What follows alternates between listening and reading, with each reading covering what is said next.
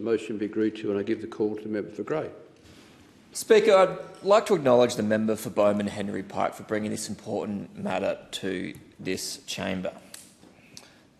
And I'd like to acknowledge the immense pain felt by those who have lost loved ones to suicide.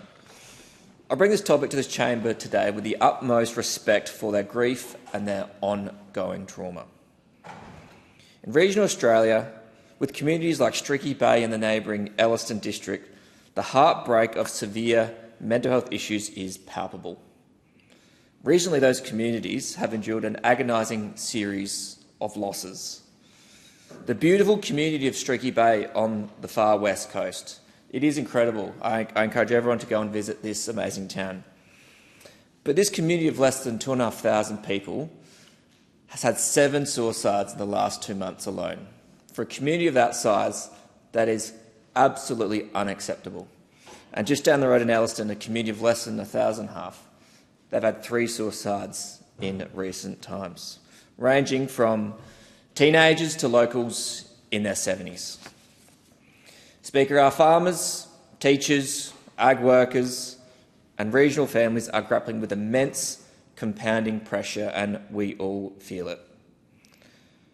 From soaring fuel prices to the unforgiving reality of drought, the weight on their shoulders is heavy. Too often in the country, a culture of suffering and silence prevails. People shoulder impossible burdens completely alone, and they do not ask for help when they desperately need it.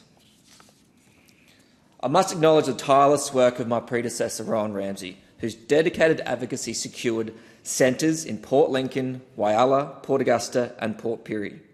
These are Headspace centres, and I also acknowledge him for getting a Medicare mental health clinic set up in Port Pirie. These services are essential lifelines, but communities like Streaky Bay, they're a long way away from Port Lincoln or Whyalla, and these are the sorts of communities that are missing out. And I encourage the government to focus on these smaller communities in the more remote and regional parts of Australia and indeed South Australia. So earlier this year I had the privilege of speaking with April and Georgia, incredible youth advocates from Reach Out Australia. They reminded me of the vital importance of safe, anonymous online support for our young people navigating complex modern challenges. And I too, in another career, helped the Black Dog Institute develop an app for mental health in our young people in this country. Yet despite these essential services and fantastic organisations, vast and dangerous gaps remain across the electorate of Grey. And Speaker, it's because of these remaining gaps and staggering human reality of 9 Australians losing their lives to suicide every single day that we must look critically at how national resources are being deployed. More than 150 Australians attempt to take their lives each day.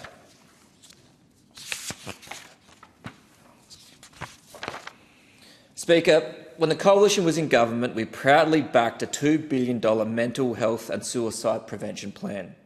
We expanded the Headspace network to over 150 centres, many in Grey. Over 150 centres, and funded 40 adult mental health services to support people closer to home. In stark contrast, recent years have seen a retreat.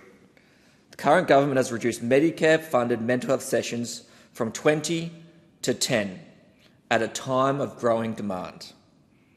Key coordinating bodies have been absorbed back into the department, severely reducing oversight.